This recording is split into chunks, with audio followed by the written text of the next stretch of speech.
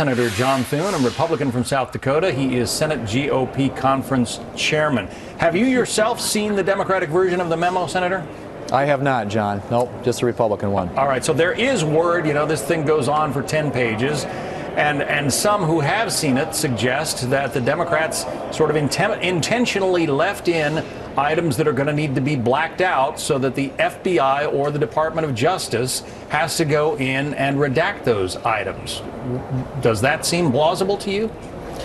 It very well could be. I mean, I think that the Democrats on the House Intelligence Committee have been acting in a very partisan way throughout this entire process, in as much as they're constantly going out in front of the cameras and sort of blabbing about what some of these private conversations have been in front of the Intelligence Committee. So that wouldn't surprise me, but at the same time, I don't think it would be unusual for the White House to redact certain provisions in this memo. They did that with the Republican bill. I mean, they both have to go through a vetting process, and the intelligence community and the folks that are, concerned with making sure that Americans' national security interests are served in all this, I think have to have eyes on this and make sure that there isn't anything that gets out there that is sensitive or classified. The president is still deciding whether or not to release this memo or consent to the release of this memo.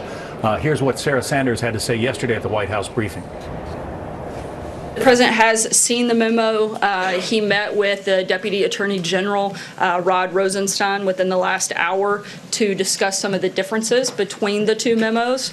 And we are undergoing the exact same process that we did with the previous memo, in which it will go through a full and thorough legal and national security review. We're in the middle of that process. When that's completed, the president will be given a thorough briefing on the findings of the different organizations and stakeholders that are involved, and we'll make a determination at that time.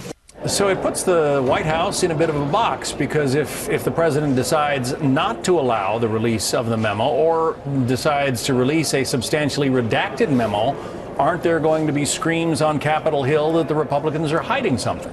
Well, I expect those under any circumstance. But again, remember, and she said it, I think that's about right, that the same process that they used to vet the Republican memo is now being used to vet the Democrat memo. And having the intelligence community involved with that, the national security community, and their lawyers looking at these things to make sure that whatever is put out there doesn't in any way put in front of, classified information or anything that reveals our sources and methods and compromises our national security. So I think it's just a process, and they're going through the same process on the Democrat memo that they did on the Republican memo. And I suspect when it's all said and done, that the president probably releases it just like he did the other one. Let's talk taxes for just a moment. The last time we had you on the program, the tax bill had not been passed. Now it has been. People are starting to see more money in their paychecks. What's the response from your constituents?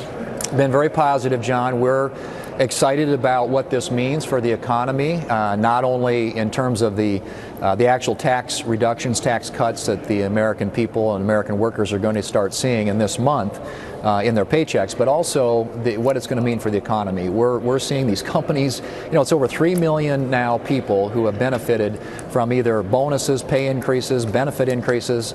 Over 300 companies have announced their plans to expand their operations, create good new jobs in this economy, and also to raise wages. So it's having the desired effect. I think the economy is going to continue to benefit from that, and American workers are going to continue to benefit from it. Senator Jon Thune, Republican of South Dakota. Thank you. Thanks, John.